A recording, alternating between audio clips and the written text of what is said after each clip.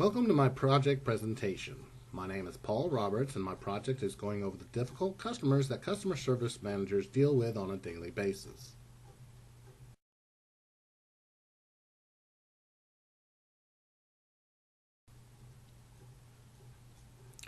What is customer service? According to dictionary.com, customer service is defined as assistance and other resources that a company provides to the people who buy or use its products or services. This can be found with any business that sells its product to the general public. It can also be found with businesses buying from other businesses in order to improve their own products to sell or for administrative purposes such as accounting or advertising. Of course, with this service, each and every business strives to provide the best service so the customer they sell to will come back and tell others about them. Some prime examples are Burger King, McDonald's, Walmart, and my place of employment, ADT Security Services.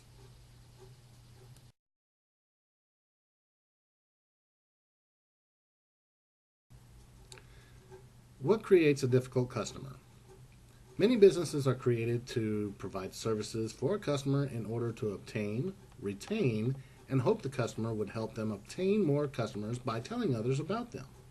The downside is that they will also tell of what poor services that they received, which will hurt the business. There are at least 4 instances that will create a dissatisfied customer. First, there's a defective merchandise.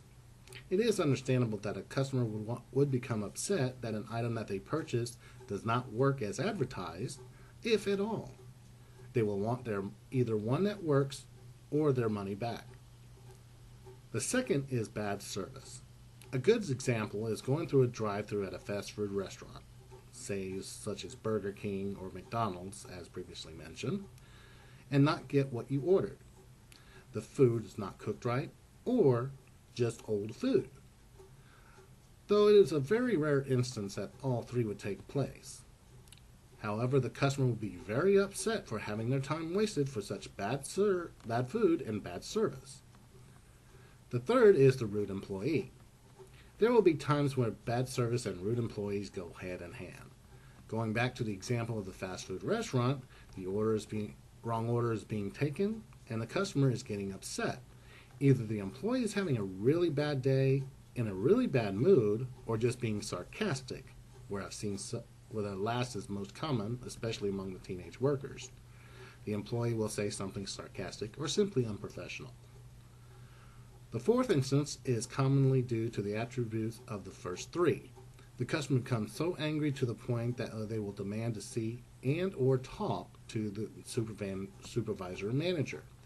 In very rare instances will a customer be so angry that they will just have to vent to someone. Personally and professionally, I have come across such a customer or 2.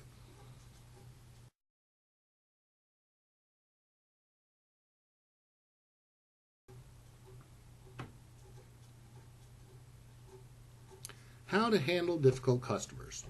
There are many books, articles, and blogs describing many ways on handling difficult customers. Here are some of the methods that my research and experience have in common. First is listening to the customer. Customers tend to be very volatile when they are voicing their complaint. The best thing to do is let them talk, or vent, however you wish to call it. Once they have vented, they will have calmed down enough for you to talk and assist them with their issues. During their talk time, give verbal nods such as yes, I see, uh-huh, okay, just to let them know that you're actually actively listening. Second is to empathize with the customer. Using empathy is the effective way to deal with the customer's feelings. Empathy isn't about agreement, only acceptance of what the customer is saying and feeling. Basically, the message is, I understand how you feel. Obviously, this has to be a genuine response, otherwise the customer will realize if you're insincere and they'll feel patronized. Lower your voice. If the customer gets loud, start speaking more calmly and slowly in a lower tone. Your calm demeanor will reflect on them and will help them settle down. As you approach the situation with a calm, clear mind, unaffected by the customer's tone or volume, anger will generally dissipate. Should you start talking at the same volume and tone, you will only escalate and aggravate the customer further. Apologize to the customer. Don't say you're sorry. Sorry is an overused word. Everyone says it when it goes something wrong and it's lost its value. How often have you heard, "Sorry about that. Give me the details and I'll sort this out for you"? It's far better to say, "I apologize for that. Let me help you with this." And if you really need to use the sorry word, make sure to include it as part of a full sentence. "I'm sorry you haven't received the information as promised, Mr. Smith." It's also good practice to use a customer's name in a difficult situation. Don't let them get you angry or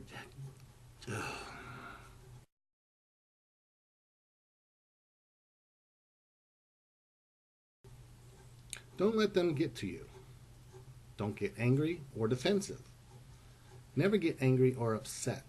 If the customer is swearing or being verbally abusive, take a deep breath and continue as if you didn't hear them. Responding in kind will not solve anything, and it will usually escalate the situation in a negative direction. Instead, remind the customer that you are there to help them and best immediate chance of resolving the situation. Often this simple statement will help diffuse the situation. Always speak to the issue at hand and do not get personal, even if the customer does.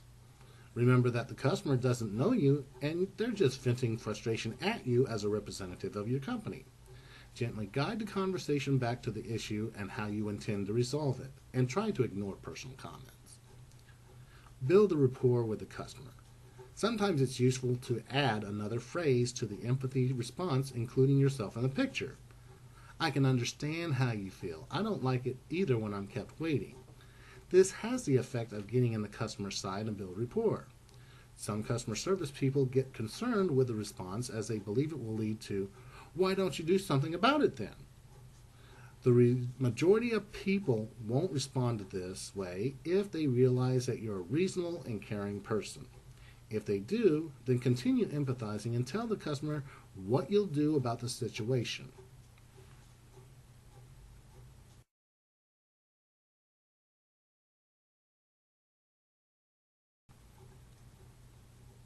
Here are other tips that are given to handle difficult customers. One is to assume that all your customers are watching. Remember that you do represent your company and what you do reflects to that customer. Know when to give in. Not all situations can be resolved amicably. Sometimes you have to give in. I've had to do that many times during my career. It is not an easy feeling to do so, but as long as the customer is happy, that is all that's needed. Remember that you're interacting with a human being. They have feelings just like you do, and they want to be treated as such.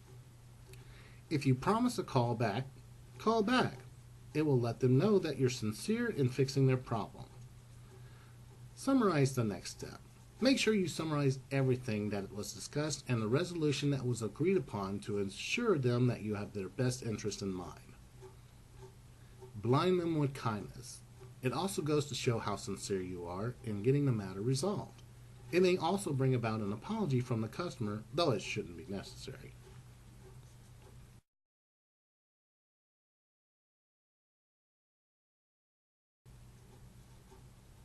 Can this be made into a career? Yes. Throughout my career, I have learned that each customer is different. Each customer will require a different method in handling them and their situation. You also need to be thankful for each customer that you help because you've learned something new and can be used in future problems. As for myself, I've been dealing with difficult customers for over 15 years, and I don't see myself doing anything else but that, including if I'm ever promoted to a manager's position or higher. Without the customer, the company, nor yourself will not be able to function properly.